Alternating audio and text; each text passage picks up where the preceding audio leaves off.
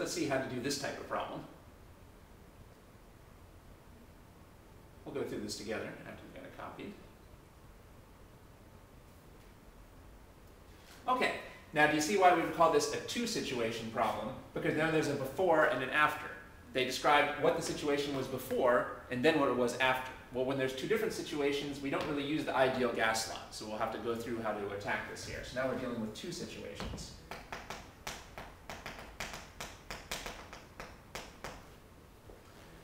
And basically the point is we're increasing the volume, and they're asking what's the effect on the pressure as we hold the temperature constant. Well, here's the technique. The first thing to do is to identify which variables are changing in these situations and which are held constant. So which are our variables here that are changing? And who's being held constant? The volume is changing. Right? And the temperature is constant. What else is changing? The pressure. That's the whole point of the problem. If it wasn't changing, we would automatically know it was the same as before.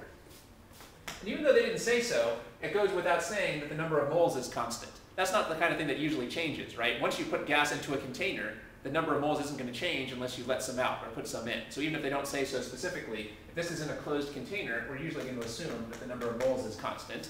And of course, R is constant, because it's a constant by definition. It's the universal gas constant. So if we had like a container with a valve and it would open or close depending on something, then we could be changing it. Then we would be required to find like the number of molecules. Right. That's like a possible situation. That's definitely possible. That's right. It is a little bit less common though. Usually the things that might be changing are P, V, and T. Usually you're going to focus on problems where P, V, and or T are changing. Well, in this case, it's just P and V. All right. Now, so let's just go through the method for solving this. The next step is get everything that's changing on one side of the equation and everything that's constant on the other side of the equation. So the next step is move everything that's changing to one side of the equation and everything that's constant to the other side of the equation.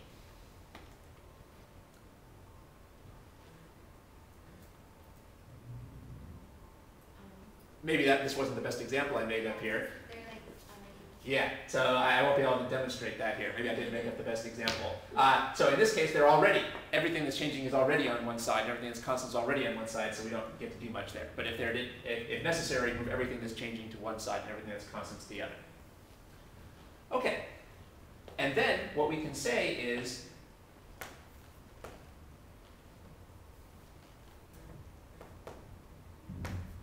think about P initial times V initial. Well, we know that's equal to nRT, right? And now think about P final times V final. Well, we know that's also equal to nRT. But nRT is constant. Well, if this is equal to nRT, and this is equal to nRT, they must be equal to each other. So we can take out the middleman. Basically now we rewrite the equation. We just write the variables that are changing initially and finally and set them equal to each other.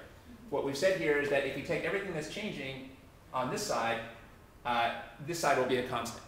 Well, that means that if we evaluate them at the initial point, they should be the same as at the final point.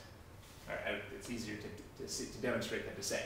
But we'll do an example or two so you'll see what we're doing here. So we just dropped the things that are constant here, and we've just rewritten the equation in terms of the things that are changing. We've said that if you take the expression for what's changing initially, that should be equal to the expression for what's changing finally, because in both cases they're equal to this constant thing, nRT. All right, and now we're pretty much done. Now it's just algebra. Now we can plug in our numbers here and figure out what we're trying to figure out. What should I plug in for P initial? 2. Yeah. Oh, we have to change it to Pascals. That's a good question. I should have talked about that. In this equation, you've got to use standard units. But actually, when you do the two-situation approach, you don't need standard units. And we'll see why in a second. So let's put in 2 atmospheres for the pressure. And what should I plug in for the volume? No, we have to change liters to liters. Well, yeah, I kind of, so we could just put in 4 liters. It's going to turn out that we won't need to use standard units here. Okay. And we'll see why in a second. But it's good that you're thinking about that. So let's not worry about the unit conversion. What should I plug in for P final? Well, we don't know that, so I'll just say P final.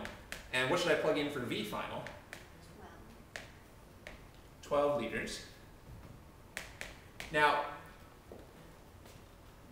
then what would we do algebraically here to find P final?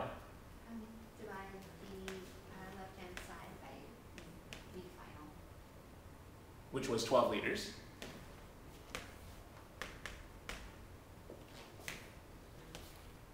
And what does that give us on the left-hand side? 8 divided by 12. Right. And the liters cancel.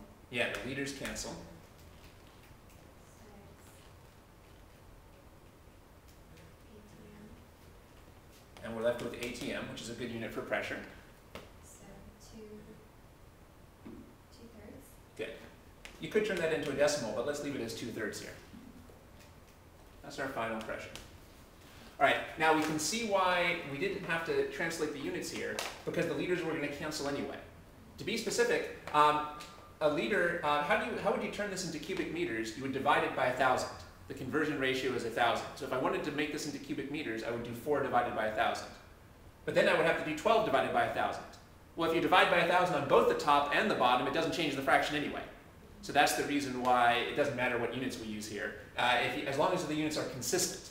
Here you don't need to use standard units, you just need consistent units. It would just be a waste of time to divide the top by 1,000 and then divide the bottom by 1,000, because we know that if we divide both the top and the bottom by the same thing, you just end up with the same numbers. Okay. So by the same token, it's perfectly okay to leave this in atmospheres, as long as we don't mind our answer being in atmospheres. All right, this is one more reason why we have to distinguish between one situation and two situation problems. In a one situation problem where you actually use the ideal gas law, you do need to use the standard SI units. But in a two situation problem, the units can cancel because you're using the same units on both sides, so you don't need standard units. That can be confusing. I mean, if you're really in doubt, it can't be wrong to translate it into standard units, but that can make the problem take a lot longer and gives you more chances to make a mistake. All right, so here's our answer, 2/3 of an atmosphere. Let's actually think if that makes sense. What was happening to the volume here? Was it increasing or decreasing? Increasing. Would we expect that to increase or decrease the pressure? Yeah, why would it decrease the pressure? There's more space for the molecules to glide in, so that's going to decrease the rate at which they glide with the sun. Good. And in fact, notice the volume here tripled. So we would expect the pressure would decrease by a factor of 3. And that's exactly what happened. We multiplied the volume by 3, and the pressure was divided by 3. So eventually people can almost do this type of problem in their head. But at the start, it's good to actually work it out algebraically here.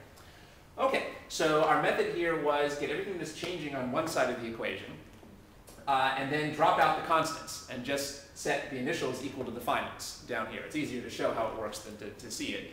And in general, you don't need standard units here, except you always need standard units for temperature. So here temperature wasn't an issue, but if temperature was an issue, we would have to use Kelvins, not Celsius. And the reason is because the temperature, Kelvins and Celsius conversion is additive, not multiplicative. Well, if you add the same number to the top and the bottom of a fraction, that doesn't keep the fraction the same. So we definitely would have to use Kelvins here. So it's actually kind of confusing to know when you have to use standard units and when you don't. But anytime the formula has T in it, you've got to use Kelvins. Unless it has delta T, then you can use either. Okay, so we should do some more examples of this. So